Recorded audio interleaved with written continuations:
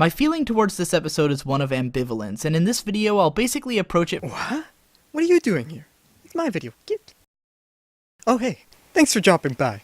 As you've probably assumed by the title, today I'll be reviewing an episode of Friendship is Magic. Now, keep in mind that I've never reviewed something like this before, so this is new to me.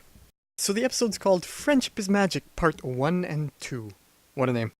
It eases the audience into the show by giving some brief backstory about the two sisters Celestia and Luna, explaining how jealousy transformed the youngest one into Nightmare Moon, and introducing the future convenient plot elements, the elements of harmony, that can defeat her jealous sister apparently. But that's not why you're here, you know the story already, so let's just get to the analysis. The introduction is good because it introduces the important plot elements before the opening, giving more time to focus on characterization, something very important for a series opener. And it does just that exceptionally well. Can't say that. Exceptionally well. As Twilight and her friends-to-be are shown to have true and very different personalities. Twilight starts off researching the elements of harmony for some reason, so when Twilight finally does discover the tale of Nightmare Moon, she decides to report it to Celestia, who then tells Twilight that she shouldn't worry of such things, despite knowing perfectly well that Twilight was right. The complaint I hear from fans is that Celestia's choice to hide and deny this makes no sense, but I disagree.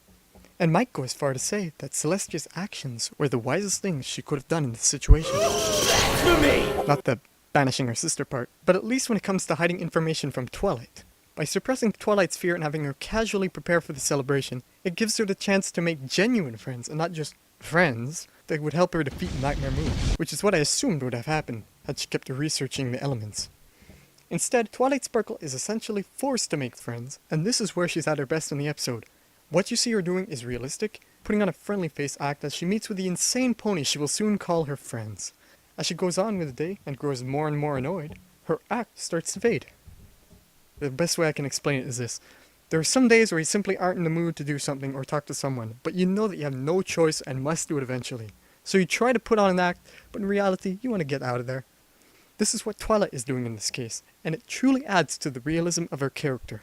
Besides, how would you act if all day you were forced to speak with insane people? While the first part was heavily focused on showing off Twilight's character, the second part focuses more on developing the relationships between each other that would follow them throughout the rest of the series.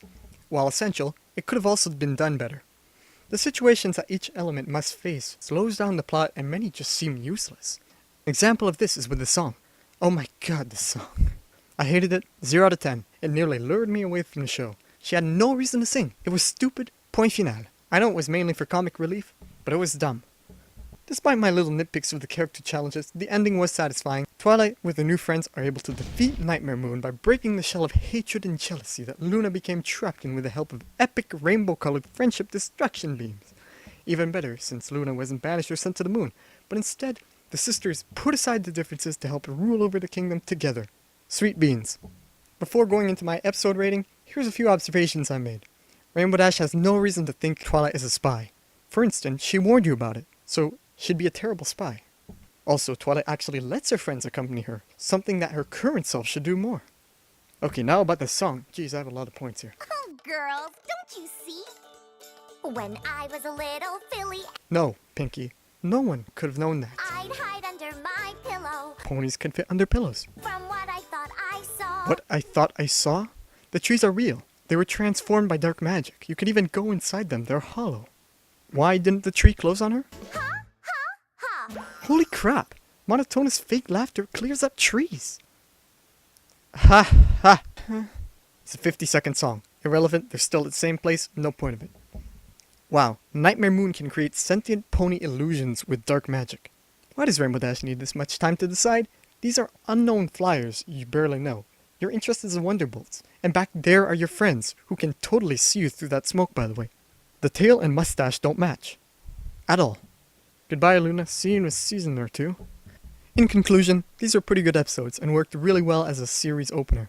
I personally found myself enjoying the first one much better than the second one, and the second one was just slightly underwhelming for me, for the most part.